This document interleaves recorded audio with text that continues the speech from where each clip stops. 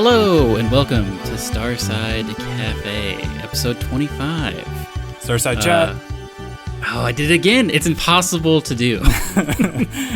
Starside Chat is what it's called. I think we've done that the last 5 podcasts. Probably. It's happened too many times by now. Welcome to Starside Chat, episode 25. I'm Aaron, and you've already heard him, my co-host, Zach. Yeah, the guy who started messing it up, and now it's just a thing that won't stop happening.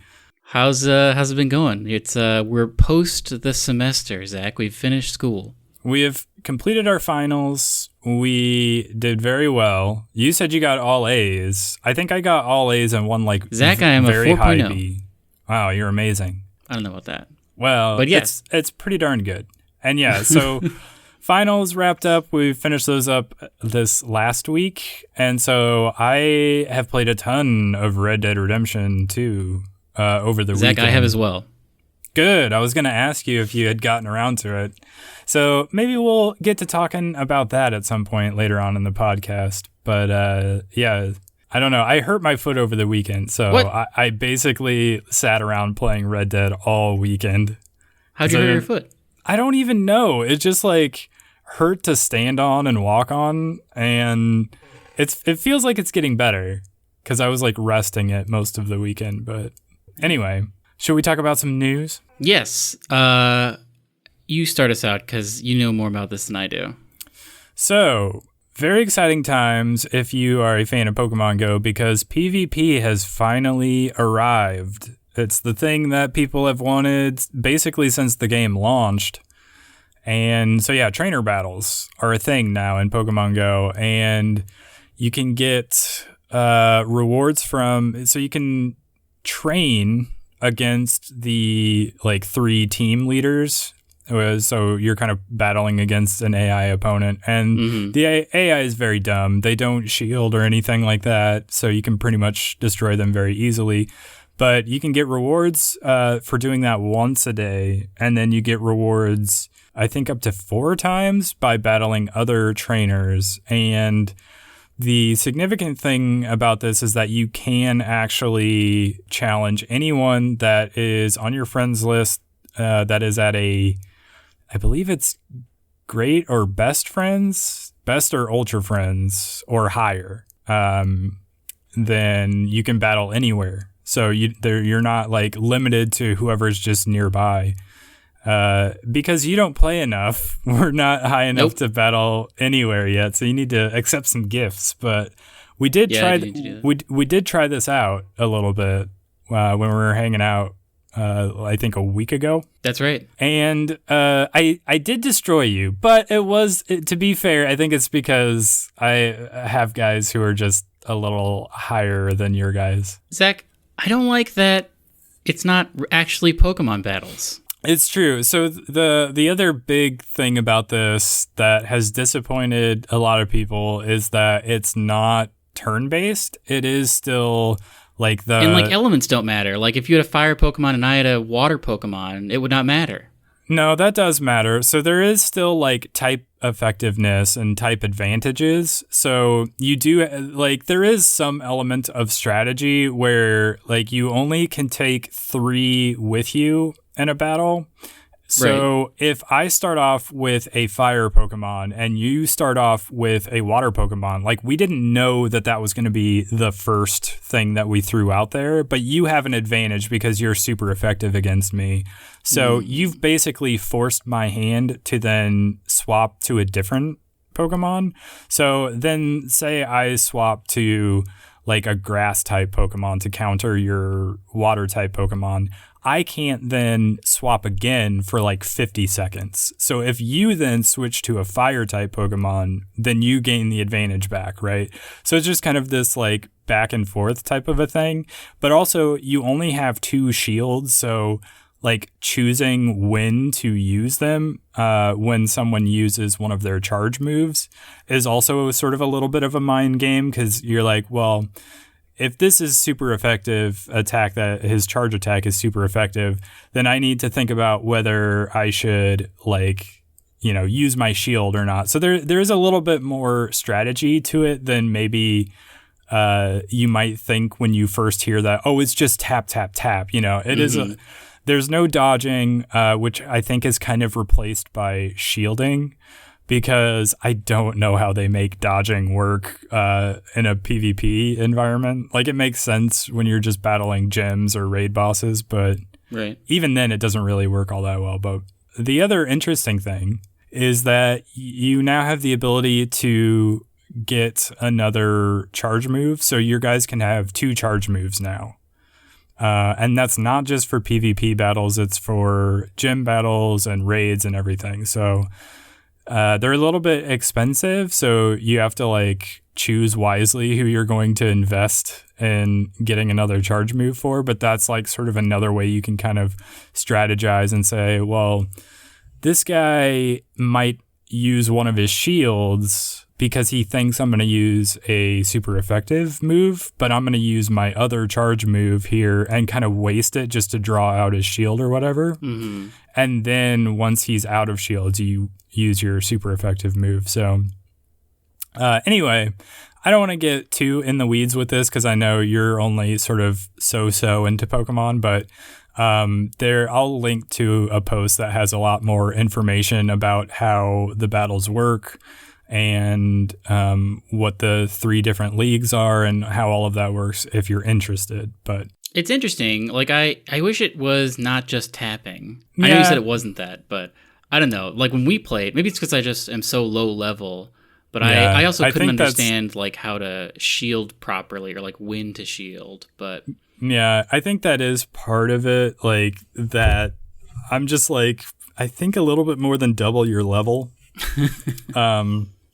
Now, granted, we were battling in the like lower tier of leagues, so the CP of our Pokemon were probably fairly similar, but yeah, I don't know. It is something that you kind of like, battling against the AI trainers will sort of help you learn a little bit about how they work and when to use shields and when not to and stuff like that. But yeah, I don't know. It's not as cool as it would have been if it was turn-based, which, I mean, people have brought it up, myself included, that Jurassic World Alive, which is another game that basically is a Jurassic Park ripoff of Pokemon Go, already has like matchmaking for their PvP, so you don't have to just like be nearby somebody or like great friends with them to battle. That you just like search online and it will get somebody for you to battle against, and it's turn-based. So they're basically doing Pokemon PvP the way that people want in Pokemon Go. So it's a little bit disappointing, but I think there is like restrictions placed on Niantic as to how they're allowed to go about doing it. So, oh, interesting. Yeah, I think they've been told to keep things fast. So like tapping rather than like slowly turn-based stuff, because they want people to keep moving, so they don't want people just like sitting there for like a half an hour doing this stuff. Yeah, that makes sense. But also, I'm not sure. I think I heard one time, this might be misinformation, so don't quote me on it, but I think I also heard that like the turn-based stuff was supposed to be like restricted to the main series games, and they wanted Niantic to come up with their own method for doing it, which I think I believe, but I don't know if that's a real thing or not. That might have been misinformation. But anyway, we can move on because I know you're only half into this. But Zach, how do I get a free copy of Assassin's Creed Odyssey? Well, so I'm glad you asked me, because I think you and I are in line to get a free copy of Assassin's Creed Odyssey for PC via Google's Project Stream. So that thing that we talked about. We don't have to do anything else since we've already engaged in the beta? I believe that is correct. I'm just scanning the article to check. Yeah, it looks like... So as long as you've played or participated in the Project Stream beta, Ubisoft is gifting you a copy of Assassin's Creed Odyssey. That's crazy. That you can also continue your save file, essentially. So your save data, items, Everything that you have should transfer over to the Uplay copy that you will get. Oh, wait. It's on Uplay? Wait, so I have to download it now? Yeah. So you're not like going to continue playing through Project Stream. Project Stream is right now just a beta thing.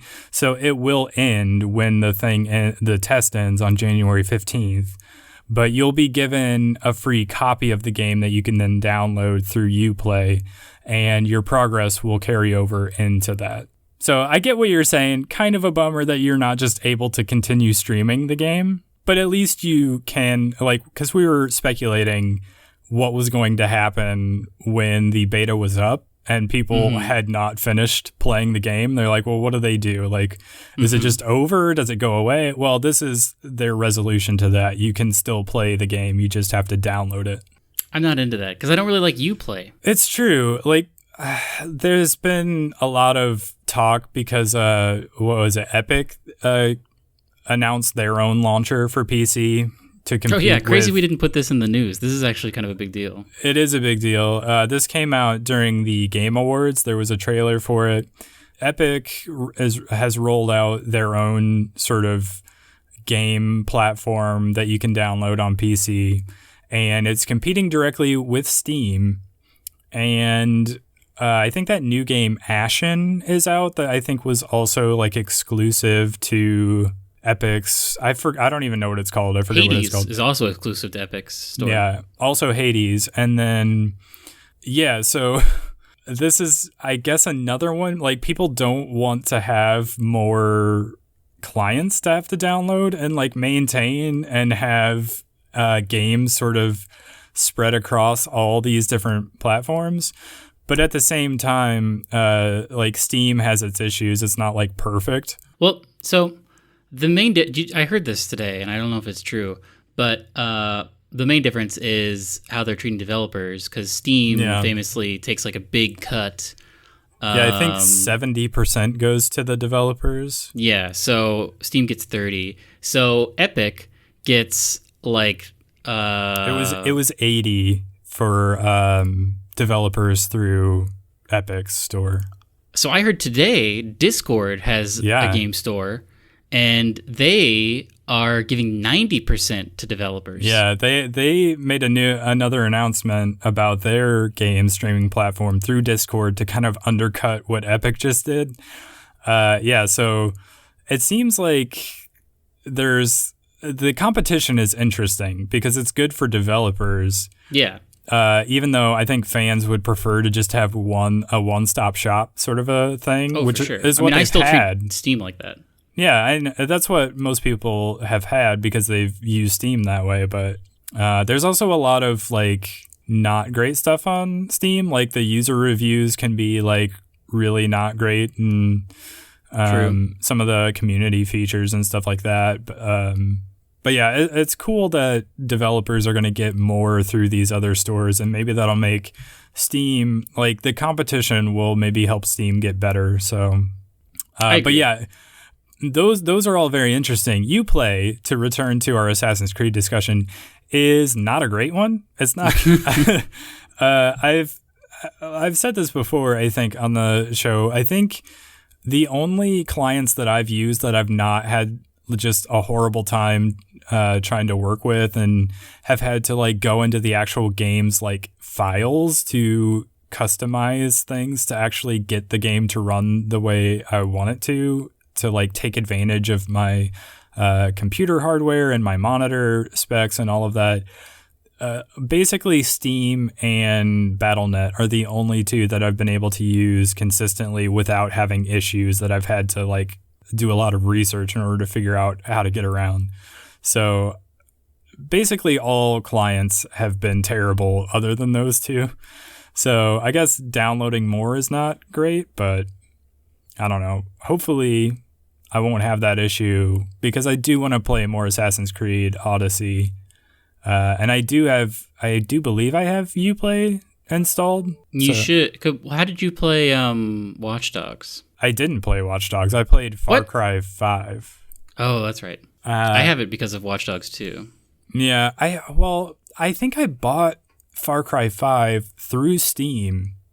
and I thought I was going to be able to play it through Steam, but then when you go to like launch it in Steam, it makes you launch Uplay. Yeah, it launches Uplay and makes you go through there, which really sucks. But actually, maybe Far Cry 5 didn't make me do a lot of Googling to try to figure out why the game isn't running the way I want it to, but I've had issues with that on most other games, unfortunately. Yeah. So, a game that you probably would not have issues with is Dusk. Dusk. Tell me about Dusk. I talked about it when the beta came out. I didn't get to play it because I'm waiting for a specific reason. But Dusk is like an old school first-person shooter in the vein of Iron Maiden that we talked about and did some videos on.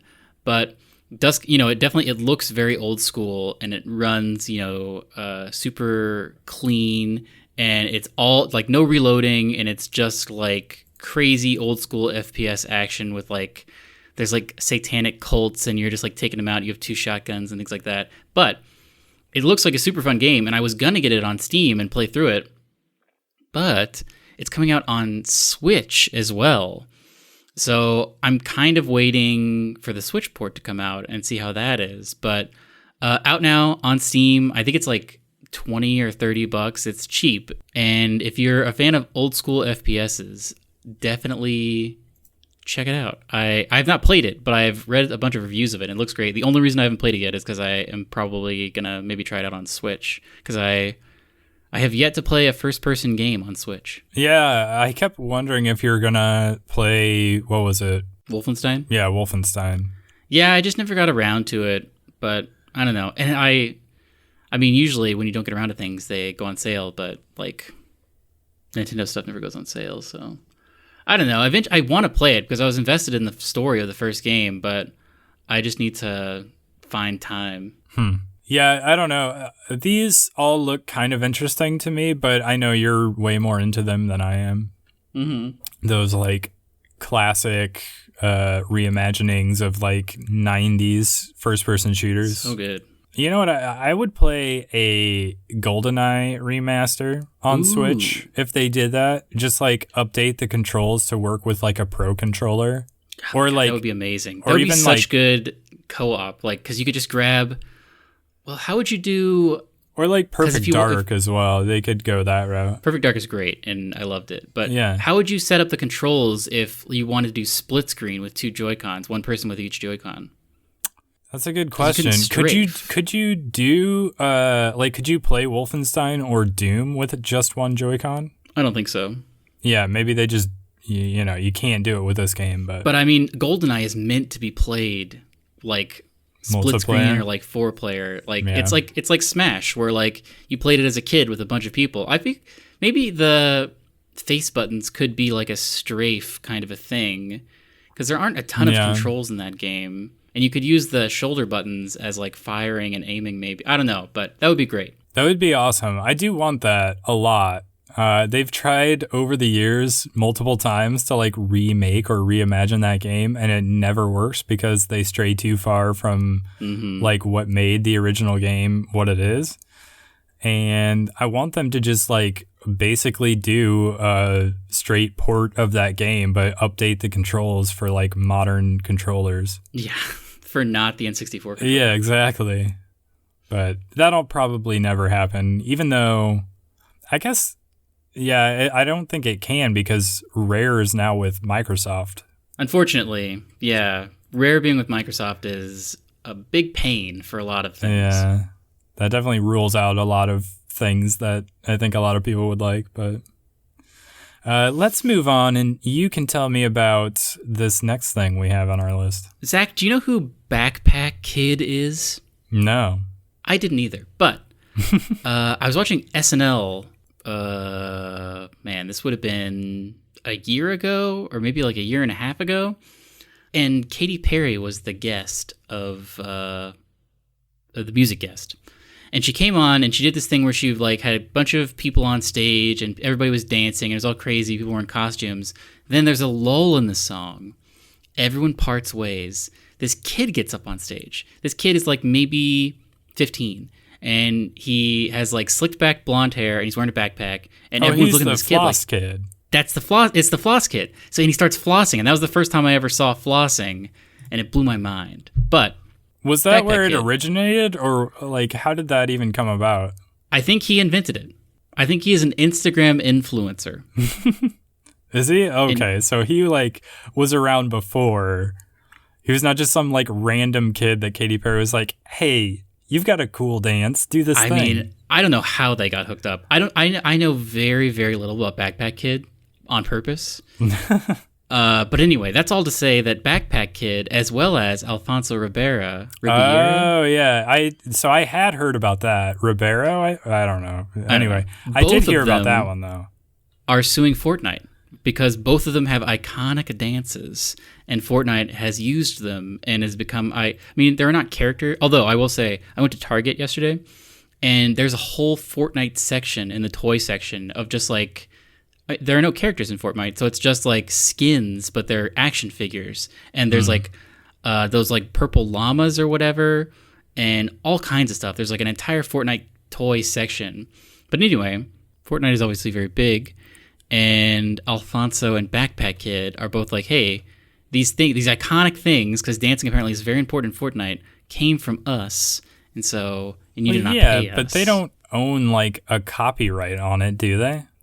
They don't, but I don't know. I'm not sure how you... Because I saw a split screen of Alfonso Rivera doing the dance in an old episode of Fresh Prince. Also, I think it's called like the Fresh Dance. And don't these exist in Destiny as well? Do they? I don't know. I'm pretty sure they do. Can you floss in Destiny? I think you can. That's crazy. We should play more Destiny. So you're anti them suing Fortnite? Yeah, I think it's silly. I don't like Fortnite, so I want them to be sued.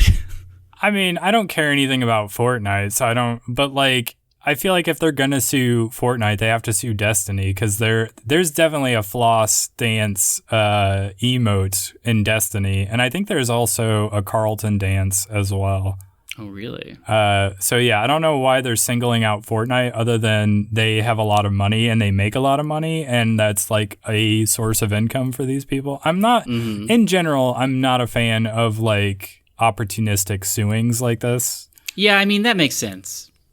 My judgment is maybe being clouded by my dislike for Fortnite. I mean, PUBG sued Fortnite because they were like they stole their mode or whatever, and I thought that was a little legitimate because it was very similar. Yeah, I get that one, even though I also think that was a little bit silly just because it's like somebody probably could have sued any game that has a team deathmatch mode in it. Like that was also opportunistic. You're right. Yeah, I just like it's a mode. It's kind of like. There's no, like, you don't own the rights to, like, flossing. That's just, like, a thing you did in public one time. Like, you don't own legal rights to that action. You know what I mean? Yeah. It's like the inventor of headbanging now sues anybody he sees doing it because he wants money. I don't know. Here's something else, though. I think you have to buy the dances from Fortnite. Maybe that's where they're thinking they can make this suing work. Like, well, you're making money off of something I started, but there again, like, is there a legal precedent for that? Like, I don't know. I'm not a lawyer. I don't know how any of this works, but like, what battle royale games were the founding fathers playing? Yeah, I don't know. Clearly ones with flossing in it. I don't think this guy has anywhere to. Like, I don't know anything about this Backpack Kid. I've never seen him speak, but I did see that one time he was on SNL and it blew my mind.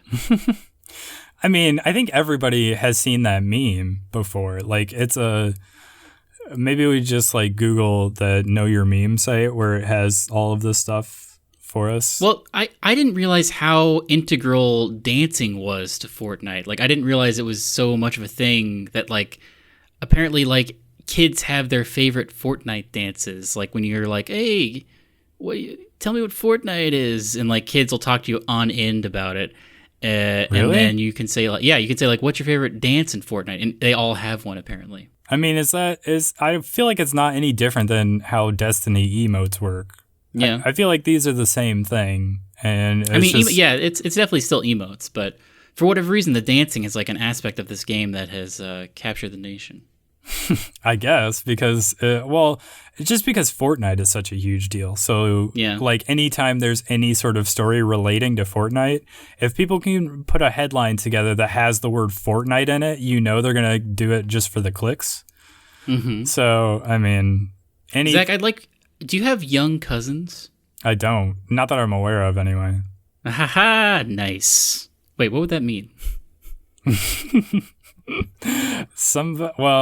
means I'm not too close with my relatives to be aware of. It does not mean, although that's kind of funny, so maybe I should have meant it that way. But I also don't have young cousins, but someone I know went to I think it was a Thanksgiving, and they were saying like, yeah, a great thing to do is just like anything that comes on TV. Just be like, is this Fortnite? And then the kids will be like, no, this is what, and they'll talk to you for like an hour about it. Yeah, that got me thinking. And maybe this doesn't even need to be in the podcast, but like, I was at the game tonight that I was doing, and our commentators said they're like, oh, they're scoring and their numbers are like video game numbers, and I'm like, is that a reference that our intended audience is going to even understand? And he said it like 3 times. I'm like, you're talking over people's heads right now. I bet I know who said that. I bet you do too. But also, like, basketball should have different ways to score. Like, I think we were talking about this. If you shoot from the half court, it should be worth like 5 points. Also, there should always be a running clock.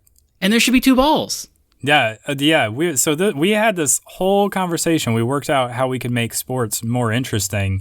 And because there's tennis, you have like 1v1. And then they do this crazy thing where they do doubles and it's 2v2.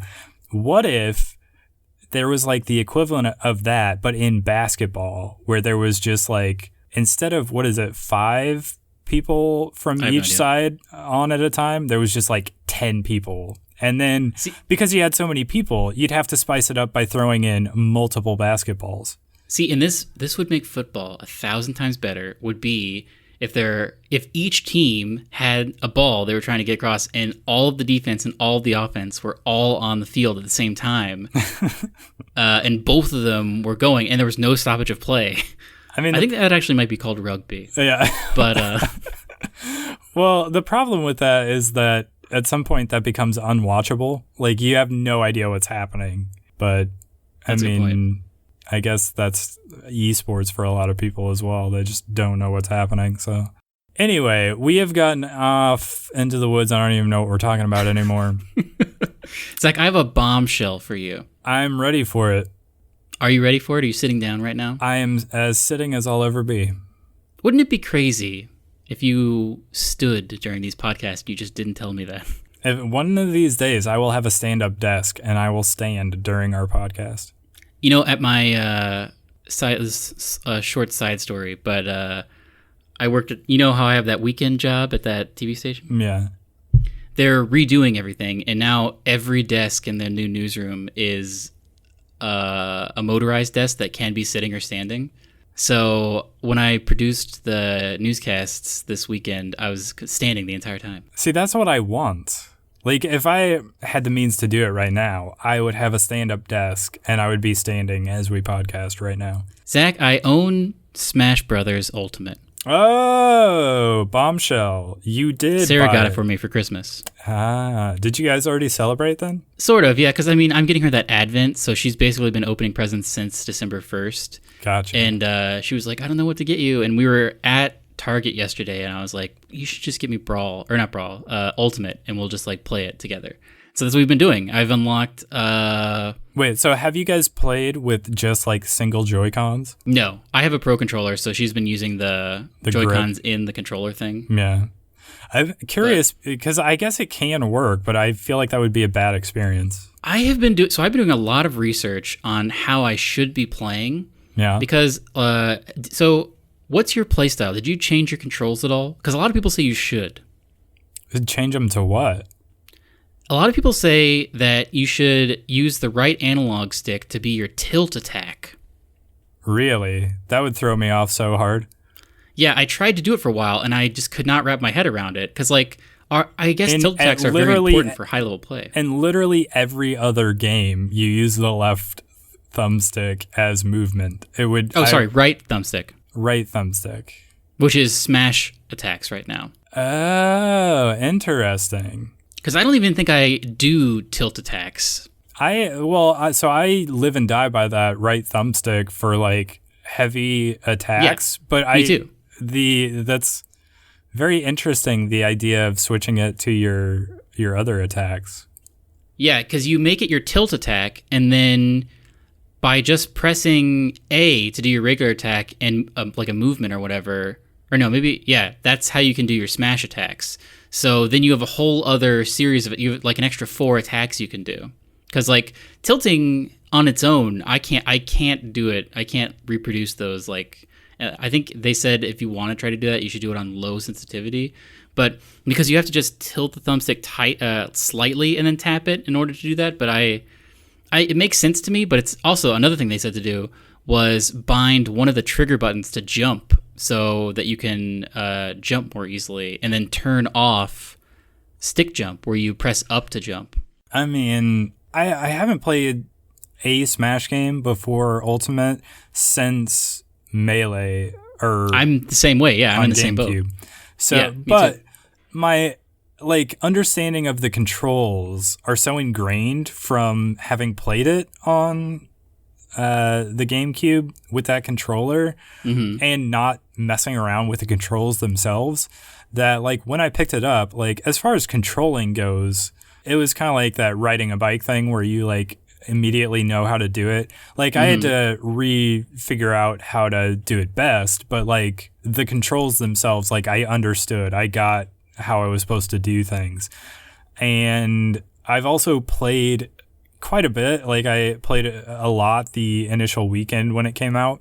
I think if I went back to it now and I tried to switch my controls, I would have to completely relearn how to play the game. Yeah, I agree. But you did try it? I tried it and I didn't like it. Like the pressing a button to jump just feels weird in Smash Brothers. And the tilt attacks are like good, but I can't. There is button pressing to jump, right? I think it's like Y. Yeah, you definitely can. Or X. I don't. But I don't know. Like the tilt attack thing is what people say is most important. That Zero guy, who is supposedly the best Super Smash Brothers on Wii U player, I watched a bunch of his guides, and he was like, oh yeah, you gotta use tilt attacks in high-level play.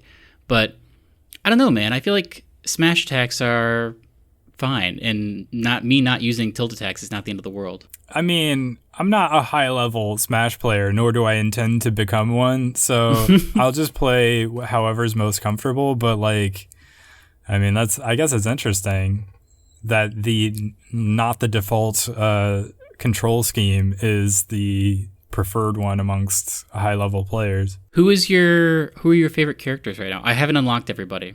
I also have not unlocked everybody. I think my favorite of the new characters is King K. Rool. He's great. He's very good because not only do all of his hits do a lot of damage, but he's like very heavy, so he's like hard to launch. So I've noticed just playing as him, even if I'm not necessarily as good with him as I might be with somebody else, I can survive a lot longer with him. So it made like getting through some of the tougher stages in like that World of Light mode much easier. Actually, not World of Light. Maybe it was just like when a new fighter appeared.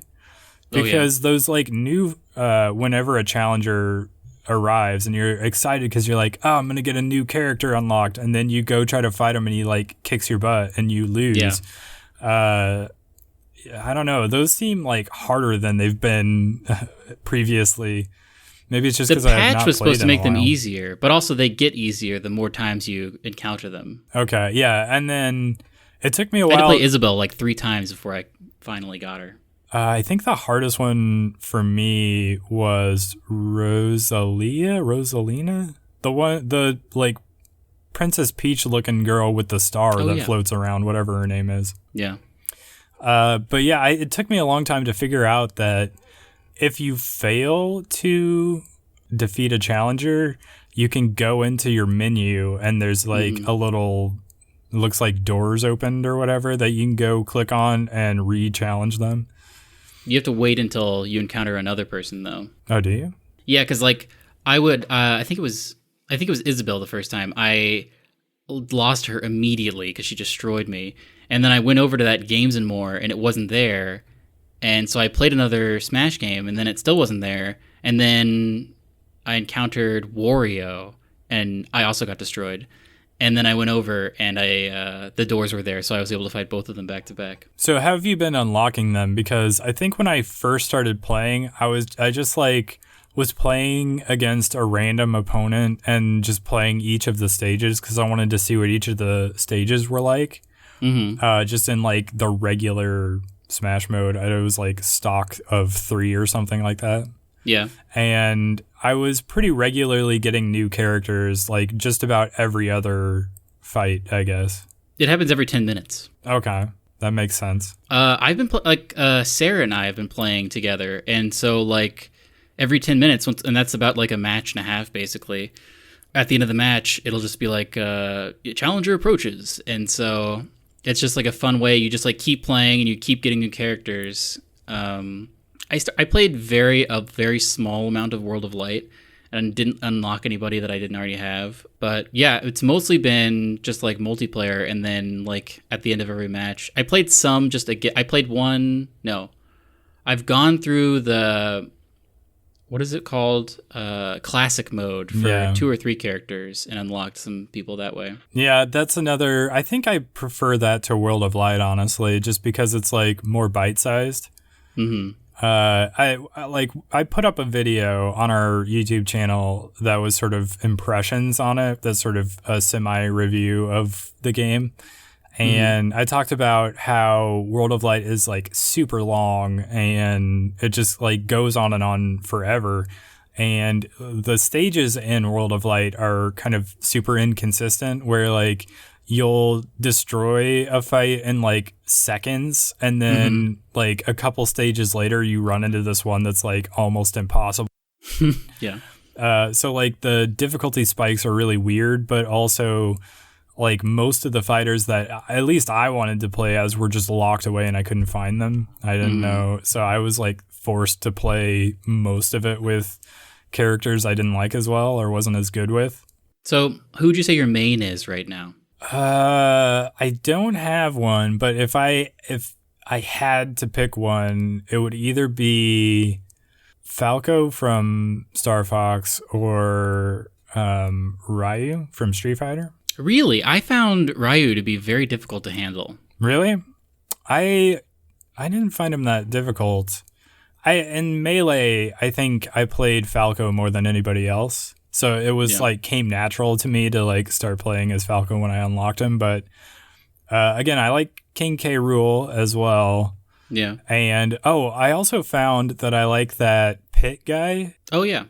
Yeah, I don't know. I just enjoyed his moveset. So he's not like super strong or anything, but I had some fun playing with that character as well. And actually, because I didn't want to play as like Kirby or Mario like early on in World of Light, I made this like Mii fighter with a sword. Oh. And so I played a lot of World of Light with a Mii fighter, which is like the least interesting character that you could possibly play as. But like I was able to put together like a custom set of moves that like felt way more satisfying and like easier to do what I wanted to than the fighters that I had available at the time. So I just like kept using it for like a really long time. Interesting. What are your favorites? I feel like I'm decent with... Right now, I think my favorite is the Villager from Animal Crossing. I hear he's deceptively good. He's pretty... Like, that... The tree thing is like so... The reason I like him is because... one of the reasons I finally decided to get Smash is because I've been watching this streamer guy, Vine Sauce, and he's really good with Villager, and it's just like... It's very satisfying to like... have that tree fall on people. And also I have a big problem or at least I did initially, falling off of the match and like not being able to recover. And Villager is great because his balloons are just like infinite pretty much. Well, so that I think that's actually a thing that people have complained about.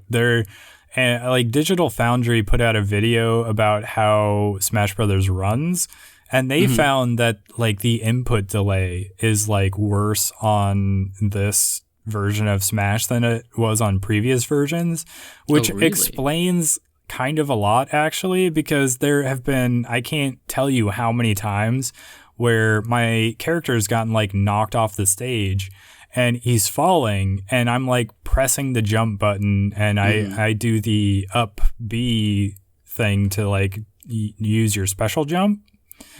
And I'll just like fall so far before he finally actually completes that move that the up B jump doesn't get me high enough to grab a ledge. And I'm just like, I know that I jumped before my character actually did it on screen, so I don't know what the deal is, but apparently that is actually an issue. I don't know if they've done an update that's resolved that yet or not, but that's a thing. That's why K. Rool is good too, because he has those helicopters as his update. Yeah. But anyway, Villager, and then I really like Pikachu a whole lot just because he's very versatile and like his up B where you can like zip around is very satisfying. And then also for whatever reason, Peach I've been doing really well with as well. I don't think I've ever played as Peach. She's great. Like she has a bunch of like her side B is really satisfying, and her up B is also, she can also kind of float, and her just like regular B is like Toad just gets out in front of her, and then if someone attacks you, Toad attacks them. It's like a reflect she's like very mobile type of a thing. Yeah, it's like a reflect kind of. But she's pretty mobile, and her ultimate, or like her ultimate smash or whatever it's called, is everyone in the stage falls asleep and there's just a bunch of big peaches around, and so you can just run around and pick up all the peaches and get back down to 0%. Oh, so hers is like a healing one. That's interesting. Sort of. I mean, but if you do it fast enough, or if you don't really need the peaches, you can just destroy everybody who's asleep. Yeah, I guess that's true. I definitely prefer ultimate smashes that like give you the targeting reticle so that you can like aim at somebody who's trying to like run and jump away, because the ones that require you to like line up a shot or be like right next to somebody, I almost always fail. Yeah, me too. But yeah, I do like Pikachu as well. You mentioned Pikachu. It's that like his short hop attack is really, really satisfying to use, and the thing where he launches himself, his like side B is also very satisfying. Yeah, so I found myself gravitating to characters that have a side B that like shoots them sort of across the map a little bit, because they just became super effective ways to just like knock people off the map from a distance. So like I could stand on one side of the map and be sort of relatively safe from them, and as soon as they like drop down to the same level as me, I could just hit that and launch them off the map just repeatedly. So I clung to characters that had like a side B move that hit very hard. So you know who has a very disappointing side B move, and down B move for that matter, is Mario. Yeah, I also don't like his. Luigi's is much better. So if you like the Mario Brothers, play as Luigi. Why can't, I feel like they should have incorporated Cappy into Mario in some way. Like he still has his water jet from Sunshine. Yeah, that's interesting. It's a good question as to why they didn't update Mario to reflect more recent Mario games rather than letting him continue to use stuff from the water jet doesn't even do any damage, I don't think. I think it just pushes people. Yeah, I don't know. And the cape, is the cape a reflect? I've never used it properly. So what it is it turns people around. So basically, if somebody sort of comes up to you and is like, you can roll behind them and then use that to like turn them around. So like say Samus is about to fire off his big shot or her, beam shot or whatever it is. You just like go up to her and use your cape to like turn her around and she'll fire it the opposite direction. So if there's anybody over there, it'll hit them instead of you. Big missed opportunity with Mario's moves. I agree. Well, and Cappy could have been sort of a Kirby type of thing. Yeah. That would have been great. Where His stealing their down power? on the directional pad taunt is Cappy coming out. Oh, is it really? Yeah, but I don't know. I really want to unlock Wario and... Oh, man, there was someone else who I want to play as Cloud, because I heard he's a good person for beginners, because he's very simplistic. I struggled to unlock Cloud because I failed the challenge multiple times when he showed up, and I have not played as him yet, but... Yeah, I have not been able to capture Wario either. He's pretty difficult. Yeah, I think the first time I encountered Wario, he, like, got on his motorcycle and just, like, knocked me right off the map immediately, and I couldn't jump back up, so... But it's here's something I want to talk about. So we know Joker is the first DLC. I'm very excited about that.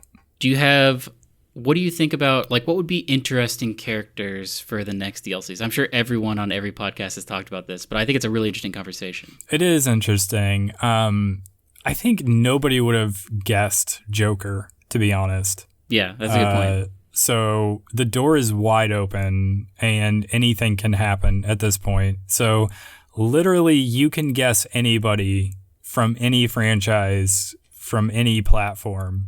And it's a possibility now that Joker from Sony exclusive Persona 5 is coming to Smash. So I mean, like, I like characters where you say it and someone is like, wait, how is that a character? Like the Duck Hunt. Yeah.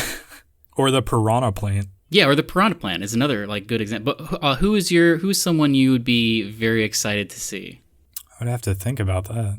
Do you think Kratos could come? Oh gosh, that would be awesome. Yeah. Wouldn't that be crazy?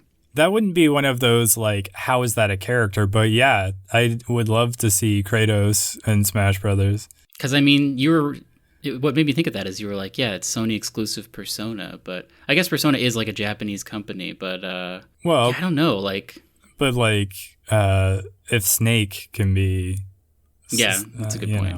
I feel like anybody can be as well. Because I'm trying to think of like other crazy things. Well, I mentioned when we were speculating about this in I think a previous podcast, like what if they brought just as a classic example. If they brought Excite Bike, so it was just a character on a bike the whole time, and like all of his attacks were just like different tricks. That would be awesome. That would be interesting. I feel like a great thing they do is they have these trailers where you're like, what is this? Like that Persona one specifically is what I'm thinking of, where like, oh, it's like a Persona thing, I guess, that just came out, but then it is revealed that it's a Smash invite. Or like with Animal Crossing, there was like, oh, there's a new Animal Crossing coming out, but then it was revealed that it was Isabelle was coming. Mm-hmm. So like, what's something that is coming out in 2019 that they could do a fake trailer for, and then it's revealed that it's a Smash trailer? The Doom Marine? I mean, I would love that, and that's my number one pick of someone who I hope is in it. But I'm trying to think, I feel like there's other not big budget, but just like highly anticipated things coming out where you would see a trailer for it and be like, oh, and then it would happen and you'd be like, oh, you know? Mm-hmm. Yeah, I don't, like, Joker from Everybody Persona wants 5 Banjo-Kazooie. Was such a surprise that, like, my mind is blown to the point where I have no idea where they go now. Like, previously, you were like, okay, so they could, like, draw from these different places, but now that the door's so wide open, I don't even know where to look anymore. But yeah, Banjo-Kazooie is definitely one they're pretty much expecting at this point. Zach, I've got it. What? Tetris. What? How would that work? I don't even know. Yeah, how would that work? I mean, I don't know. Ball's in your court now, Nintendo. Figure it out. Yeah, you've heard it here first. Tetris. Make it happen and figure out how that's a character in Smash. I made it to Chapter 3 in Red Dead Redemption. I have made it to I have just started the second epilogue. The second epilogue? There are 3. Oh my god. So I've been playing a lot lately. I think I was on Chapter 5 last time we talked anyway, but I've played a lot. How many chapters are there in total? 6. And then 3 epilogues. So I'm halfway done. Yeah. And I'm very curious to hear like your experience as you keep going through the story. I don't want to say what was your favorite chapter? Very much. I think it's chapter 5 that goes like a really unexpected direction. And like you're like, okay, I know what this game is going to be. We're in this area, we're doing this thing, and then all of a sudden it's like a completely different sort of a thing. I'm very excited for that. I am going to play a bunch. I've been playing Smash and I've been like going back and forth kind of.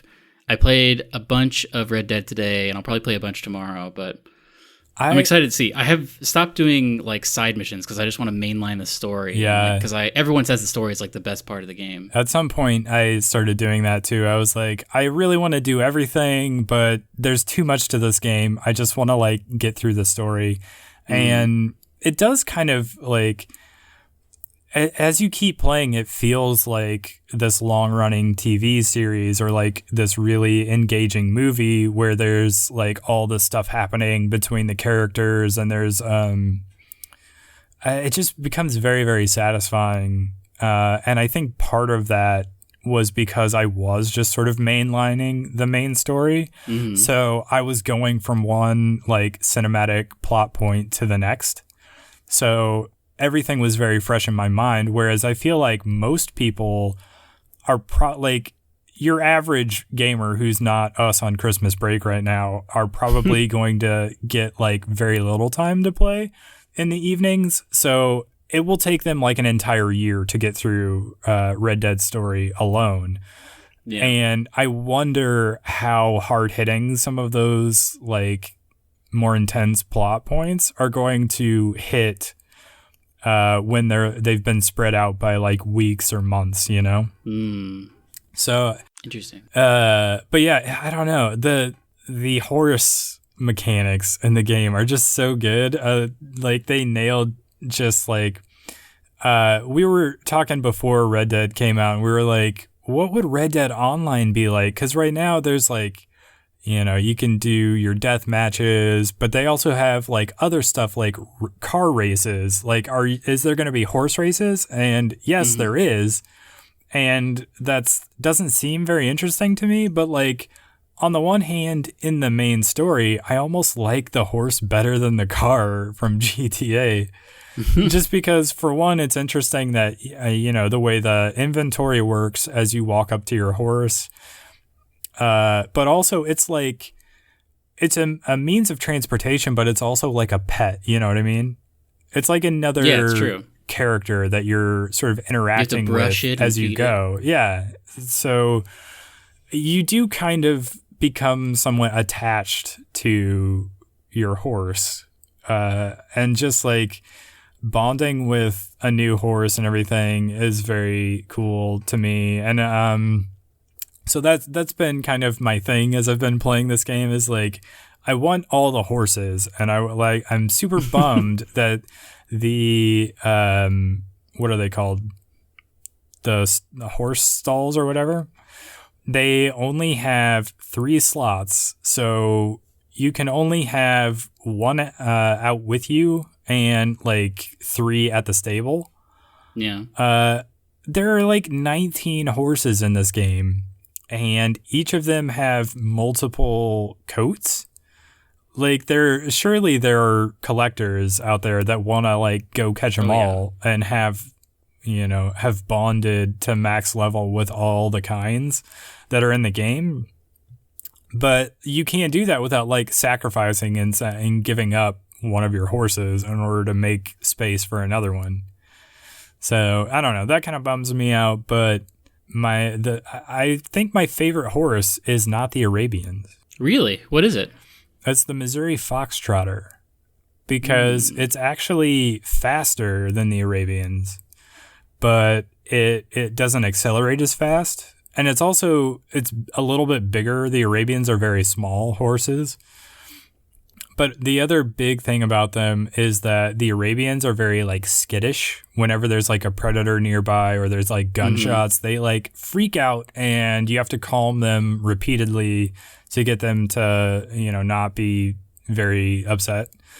Whereas the Missouri Foxtrotter is less like that. Like you can, you're not going to like necessarily walk right up to a predator, but it's not going to like freak out and buck you off as like a predator gets nearby or whatever. So I don't know. We should definitely, when I complete most of the story, or like maybe when I complete the story and start doing epilogues, we should do a whole podcast on just like the game overall. Yeah, like a spoiler conversation where we get into the story of it. Yeah, maybe there'll be something for the new year, because I'm hoping to put a big dent in it before I head down south for Christmas. Yeah, you should definitely do that. You should focus the rest of your life until you leave on Red Dead Redemption 2 and get as far as you possibly can. I'm very curious to see how you're going to react as things continue. But I won't say any more than that, and we'll talk about it on another show, I guess. We have a couple of things we've been watching. Should we get into that, or should we save it for another time? We can just sort of briefly go into them. I don't need to say a lot about the one thing I put in here. I've been watching the Netflix original TV show called Sick Note. There's I think 2 seasons right now, and I am now anxiously awaiting a third because it's kind of like left off on a little bit of a cliffhanger because you want to like you're waiting for it to resume so you can know where it goes next. But it's got Nick Frost in it as this like sort of incompetent doctor who the main character is the guy that played Ron Weasley in the Harry Potter movies. I forget his name. But he's misdiagnosed by Nick Frost's character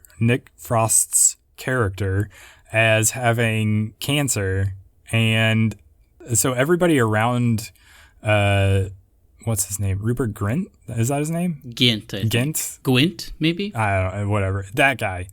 Everybody around him, because they think he has cancer, starts like treating him very nicely. Like his workplace was going to fire him. They are now not going to do that because not only would that be very mean to do to somebody who's been diagnosed with cancer, but also he's become something of like a PR thing for them, where now they employ this guy who's going to die, soon or whatever. And also his girlfriend, who was going to leave him, has decided not to leave him because that would be also very mean to break up with somebody who's about to die. Mm-hmm. So there's all these like interesting developments that are happening because of the cancer diagnosis, but then the Nick Frost character comes up to him and he's like, "Oh, by the way, I was wrong. You don't have cancer. You're going to live." And he's like mad at him, obviously. So he tells him he's going to like sue him and he's going to like make sure this gets in the news or whatever. And Nick Frost's character obviously doesn't want that because he knows he'll get fired and, his life will be ruined because of this mistake or whatever. So he is trying to convince him not to tell anybody. And when he realizes how good everyone is treating him because of the cancer diagnosis, he decides that he would probably lose everything and everybody would hate him and fire him and his girlfriend would break up with him if they realized that it was all fake. And so they both just decide to like help each other out and keep this lie going. And so it becomes this like really interesting, intense thing that it just like it has such a quick pace to it that it just keeps moving and keeps getting more and more interesting and more engaging to the point where I could not stop watching the show. And I watched like the 2 seasons in like a day or two. Oh, wow. So I highly recommend it, but you will be bummed that they've not made more seasons of it pretty much as soon as you finish it. Anyway, what have you been watching? I watched that Christmas Chronicles. Oh, I saw movie. that. Did you see it? What did you think? It was just kind of a thing I had on in the background while I was doing other things. So I don't have any like super specific things to say about it. What did you think? My review of it is Kurt Russell was great, but the kids were terrible. Like, the perfect version of that movie would be just Kurt Russell doing his own thing. He crashes and he has to figure stuff out in Chicago, whatever. Or like he buddies up with some guy or some girl. No kids allowed. Like all the art direction, I didn't like the elves. Also, I thought they were very stupid and they were obviously trying to be minions. Yeah, get rid of the elves. That was weird. But like the character of Kurt Russell as Santa Claus was pretty good. Like he really committed to it, and I liked that. And I like the idea of like Santa Claus walking around in the wild because that's like a good reveal because he knows It's like Bill Murray in Groundhog's Day where he knows everybody. But like it was weird to me that he was so upfront about like, hey everyone, I'm Santa. Why don't you believe that I'm Santa? Even though nobody knows he's Santa and nobody's supposed to know and no one will remember that he's Santa. It's a good point. So I was very confused by all of those interactions every time they happened. The kids were not great, especially the girl was terrible. Yeah. But if they made another one of these and it was just Kurt Russell, because the Chronicles makes you think like, oh, maybe they're going to make a thing out of this. But that would be great because they introduced like Goldie Hawn as his Mrs. Claus at the end of it. Yeah, they could have some sort of an adventure. On the other side of the spectrum, I also watched Venom tonight. I have not seen this yet, so you'll just have to tell me about it. I think that Tom Hardy is a good actor sometimes. Like that boat show. Did we watch that together? Or were you watching it at the same time I was watching it? Taboo? Yeah. I think so. I don't know if we watched it at the same time, but I know we've both seen it. Yeah, I liked it too. I was into it. He is not good in this movie. He's very, like, him as a character, maybe his character's just written poorly, but he's not likable. His girlfriend, there's no reason why she should be with him, and he's constantly saying very dumb stuff. Venom is also... It's revealed to be kind of he literally, at one point, Venom says, I'm kind of a loser on my planet. Like, that's the line that Venom says. It's very weird. And it all, like, Venom decides to be a kind of a good guy at the turn of a hat, or at the drop of a hat, kind of. And that's also not really explored. Like, they spend a lot of time on Eddie Brock and his life, which I think is a mistake. And also Jenny Slate was in it, but she died. I guess spoiler for the movie. But whoa! I was sad about that because she's really cool. Yeah. I would rate it as actually there's something I won't spoil, but there is a post-credit scene for this where I was like, oh, that's kind of crazy. And I was like, oh, but I don't know. It's like not connected to the MCU in any way. I don't think. Yeah, I don't think it is either. Because this is still Sony, right? Yeah, it's still Sony, and there's no... I mean, Stan Lee was in it, but there's no mention of Spider-Man, and that could be the only thing it could cross over with is Spider-Man. But I think that's, like, the agreement to put him in the MCU kind of rules that out. It's also very violent. CG was fine, passable, but I don't know. As far as movies I've seen this year, it's definitely not in the top 5. Yeah, I saw that it was getting bad reviews, and to be honest, the trailers didn't make me really want to see it. And I think part of it was that the stuff they chose to show gave me the impression of what you were saying, where Tom Hardy just either he wasn't very good or it was just the material they were giving him wasn't very good, and it just like wasn't a great fit for the two of them. I don't know. Like, the thing that made me want to watch it was people on Twitter being like, wait, is Venom a comedy? Like, just like being like, oh, it's so bad, it's good.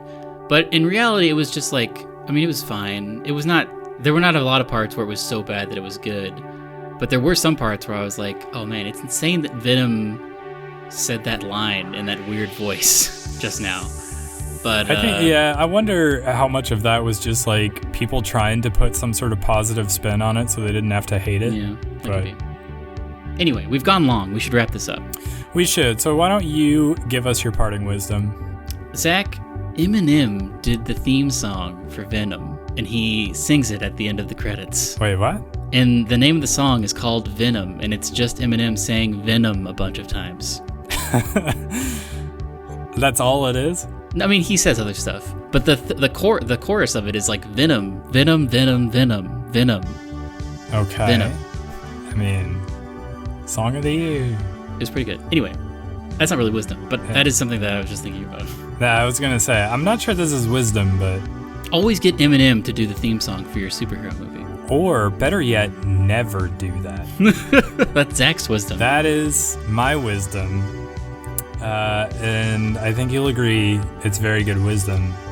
But you should definitely follow us on Twitter at Starside Cafe and leave us a comment and a like and send us an email at starsidecafe@gmail.com. Let us know if you agreed or disagreed with what we had to say about anything, and send us some topics of discussion if you'd like. And look out next week for our top 5, or it's our sort of like year in review podcast. Yeah. That's what's coming out next week. I'm very excited about that one. I think it's going to be a fun time. Well, we will see you on the next one. Yep. Goodbye. Goodbye.